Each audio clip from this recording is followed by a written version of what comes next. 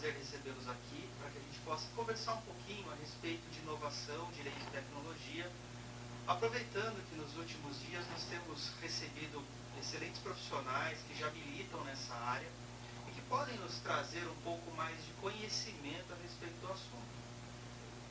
Hoje, aqui no canal da Enlight, nós estamos recebendo a Rúbia Ferrão. Ela é responsável e sócia de um escritório e ela vai conversar um pouquinho com a gente a respeito de alguns assuntos envolvendo direito, inovação e tecnologia e principalmente falando um pouquinho a respeito da tal da LGPD, que é algo que as pessoas ainda têm bastante curiosidade. Existem uma série de cursos por aí, existem também muita informação, tanto informação terrorista quanto informação verdadeira, fidedigna, e a gente veio bater um papo com ela aqui, pessoal. Rúbia, obrigado por você ter vindo aqui na Enlight, é um prazer recebê-la. E a gente queria já emendar de início uma pergunta para você, né? Como você tem visto a questão da implantação da LGPD nas empresas pelas quais você tem atuado? Bom, inicialmente vou agradecer o convite do Felipe aqui da Enlighten para falar de um assunto que eu gosto muito, que é tecnologia, direito e mais recentemente a proteção de dados pessoais.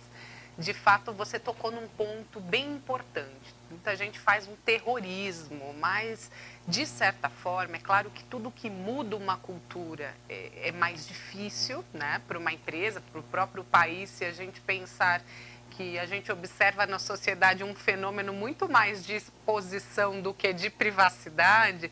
Muitas vezes há esse contrassenso, né? Como que eu posso, então, buscar implementar esse programa, estabelecer uma cultura de proteção de dados?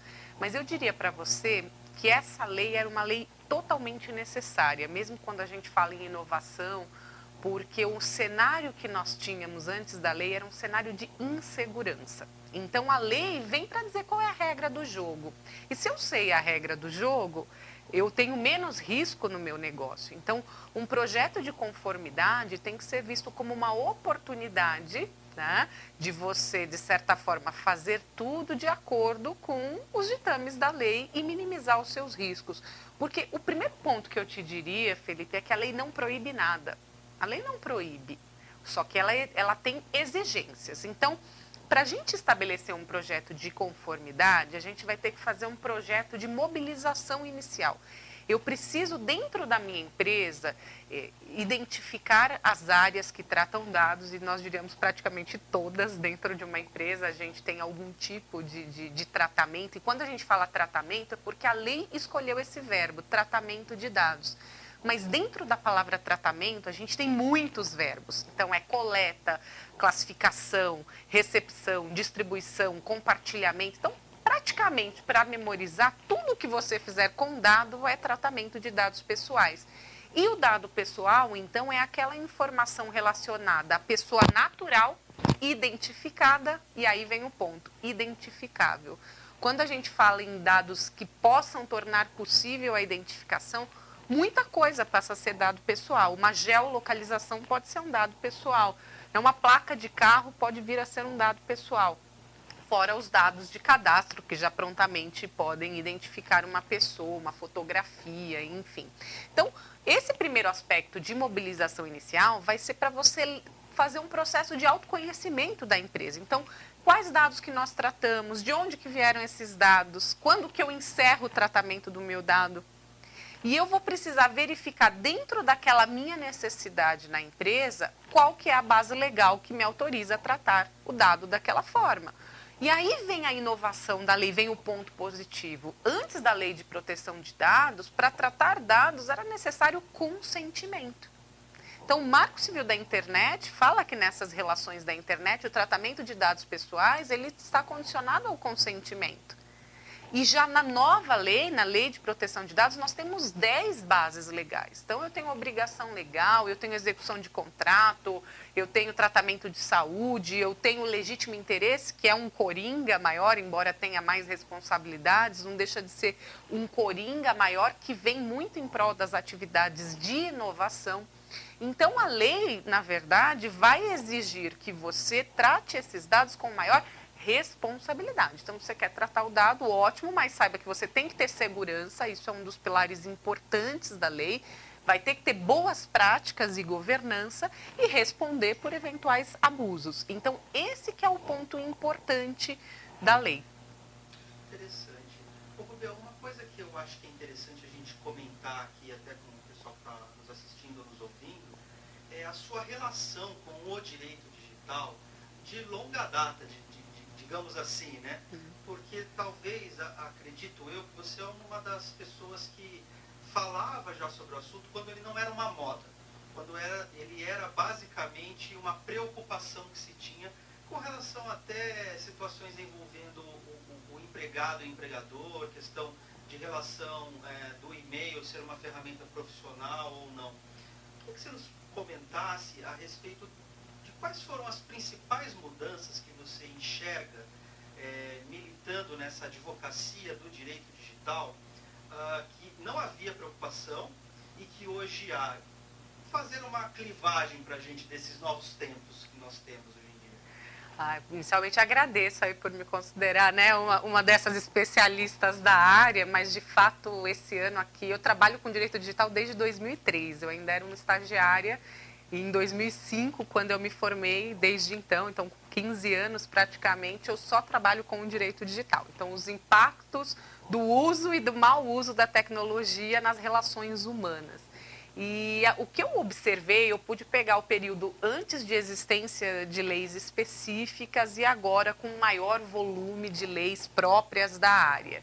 E eu poderia te dizer que é o seguinte, a tecnologia ela começou a invadir todos os departamentos, todas as atividades e todos os ramos do direito. Dificilmente um profissional que vai atuar com direito, ele não vai passar por alguma situação que envolva o chamado direito digital, seja para preservar adequadamente uma prova para entrar com o seu processo, ou então porque a questão efetivamente foi parar num universo de internet, num site, um vazamento de informação, um monitoramento, propriedade intelectual, crimes dos mais variados.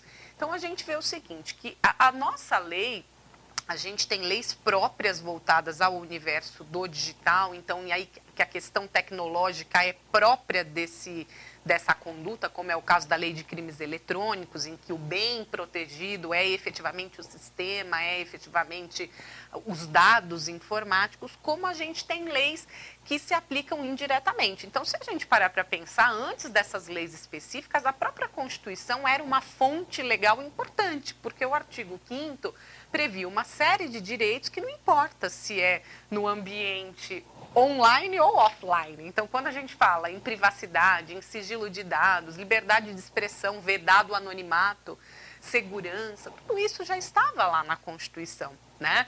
Então, o que a gente viu foi uma evolução porque o próprio desenvolvimento tecnológico, as próprias relações humanas começaram a se tornar mais complexas. Então, a partir do momento porque parece que a tecnologia já está entre nós há muito tempo, mas se a gente parar para pensar, o próprio fenômeno de mensagens instantâneas é algo recente. A gente está falando aí menos de 10 anos da popularização mobile, tendo um impacto muito importante. Então, quando as pessoas começam a ter acesso via celular, isso traz uma nova reflexão.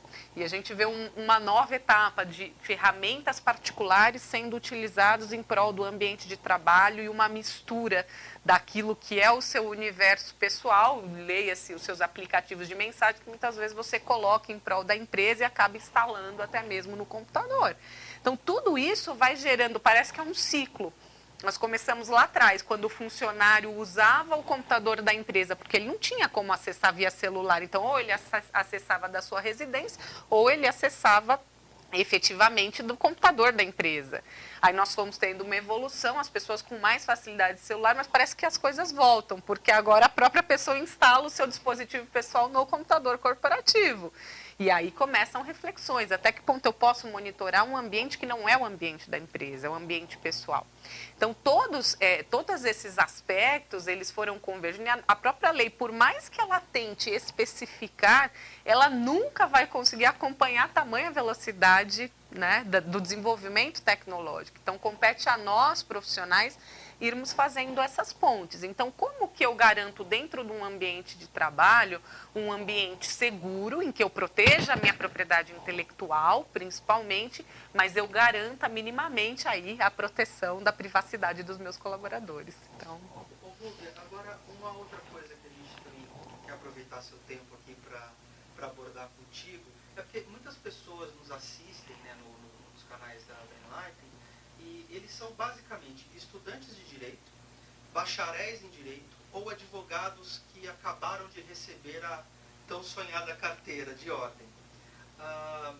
Você está há 15 anos no mercado, é uma profissional com experiência, tarimbada para o mercado, e uma coisa que às vezes a gente sente, que é proporcionar até para os ouvintes, né, para uma própria pessoa que se interessa também pelo curso de direito, bom, legal, quero fazer direito, quero cursar, uma matéria super interessante, uma faculdade que agrega muitos valores sociais, humanos, filosóficos, mas eu quero me dedicar à área do direito digital.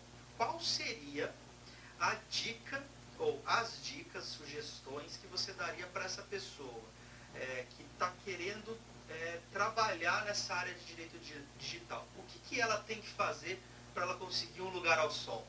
Nossa, muito legal essa pergunta e um grande desafio para o operador de direito, porque são poucas as faculdades que já atualizaram ali as suas grades curriculares para ter matérias específicas de direito digital. O que eu acabo verificando que existe hoje é uma responsabilidade do professor que, vamos dizer, ministra as aulas tradicionais, então direito civil, direito processual civil, direito penal, de inserir ali dentro da sua disciplina a discussão dos aspectos digitais, né? Claro que isso pode ser uma das possibilidades, mas o universo do direito digital, ele tem uma linguagem própria, ele tem uma lógica própria, não tem como você não gostar de tecnologia. Então, de certa forma, por mais que a gente atue em parceria com peritos, que são pessoas que efetivamente farão as análises forenses, você acaba tendo que aprender, ainda que por osmose, um pouco de tecnologia, entender um pouco daquele universo que circula ali a sua atuação.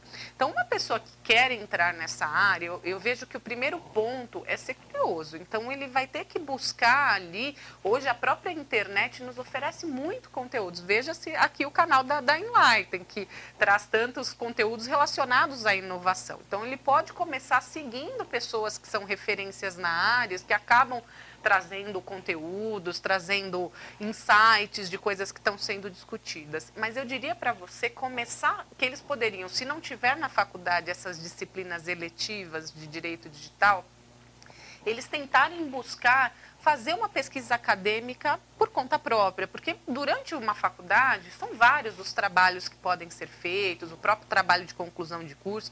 Veja, eu quando me formei lá em 2005, a minha dissertação foi sobre monitoramento de e-mails versus privacidade. Então, eu fiz uma escolha no momento que tinha bem menos conteúdo sobre o assunto, ainda dei sorte que naquele ano o TST deu uma decisão que era parecida com o que eu concluía, que podia sim ter um monitoramento. Eu fiquei imaginando se tivesse falado que não poderia, ia complicar ali o meu trabalho.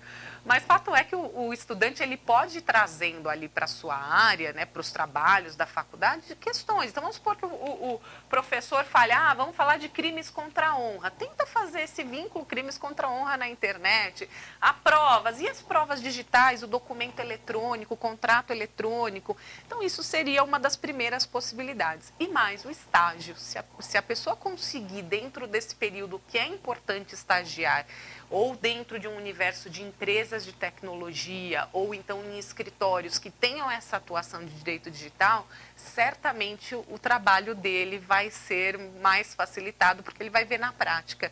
E a prática em si, ela vai trazer também essa experiência complementar aos estudos acadêmicos. Bacana. Ô, Rúbia, e para a gente fechar aqui nosso bate-papo, muito agradável, por sinal, gostaria que você desse seu recado. Pessoal, a Rúbia, ela é professora universitária, ela ministra cursos relacionados à área de direito digital e quem sabe, porque não, ela pode deixar aqui o recado de como fazer para procurar, né, a professora Rúbia em algum curso que ela esteja ministrando atualmente, seja um curso de pós-graduação, extensão, fica à vontade, né? Como que a pessoa procura você caso ela tenha mais informações que não sejam apenas a rede social e um bate-papo ali? Eu vejo que a gente tem que usar as próprias redes, de fato, para conhecimento, para essa interconexão. E eu vejo que muita gente se critica, tem muitos especialistas, mas eu vejo que é uma situação do mercado. O próprio mercado, ele vai acabar reconhecendo as pessoas que já estão, de certa forma, com uma maior expertise no tema, mas eu vejo que há espaço para todo mundo, né? Então, há espaço para quem está começando e que quer estudar essa nova área, mas precisa ser feito com responsabilidade. Se de um lado, no âmbito da graduação, a gente não vê muitas matérias específicas relacionadas ao direito digital, no âmbito dos cursos extracurriculares, das pós-graduações, a gente vê já assim muita coisa, né? Muitos cursos, inclusive com ensino à distância, que permite que qualquer pessoa possa aí ter conhecimento da matéria, às vezes ter acesso de profissionais de outros estados.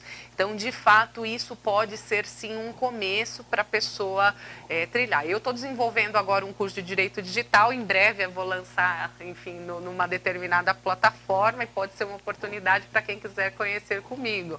Mas existem outras instituições que já gravam aí algumas aulas para essas tradicionais, vamos dizer, e acaba sendo uma ponte para a gente poder se conhecer. Também deixo o convite para me seguir no Instagram, Rúbia Ferrão, no meu LinkedIn, Rúbia Ferrão, que é uma oportunidade da gente poder se conhecer e de conhecer os eventos sobre o assunto, a gente poder trocar aí um pouquinho das experiências. Rúbia, muito obrigado por você ter participado aqui da entrevista conosco. É um prazer, uma super honra tê-la recebido aqui. E para todos aqueles que inovam, para todos aqueles que estão preocupados realmente em fazer não apenas o direito por si só, mas também que trabalham, né, com as soft skills, nós fazemos questão, né, de entregar para você uma pequena lembrança a respeito aí da nossa inovação, que é um caderninho, né, que pode parecer que ainda a gente não use papel, mas a gente acaba usando um pouquinho de papel sem dúvida nenhuma. E essa canequinha que está aí à disposição para você também é uma canequinha que a gente entrega para as pessoas que fazem inovação, que contribuem, né, com o seu jeito, que a gente brinca aqui, que é o jeito lighter de ser, que é o jeito da gente fazer inovação através do mundo do direito. Muito obrigado. Eu que agradeço. Fiquei muito feliz aqui com os meus presentes e parabenizá-los também por divulgar esse campo tão importante da tecnologia, da inovação, que tem tudo de bom e é o futuro, né? É isso aí.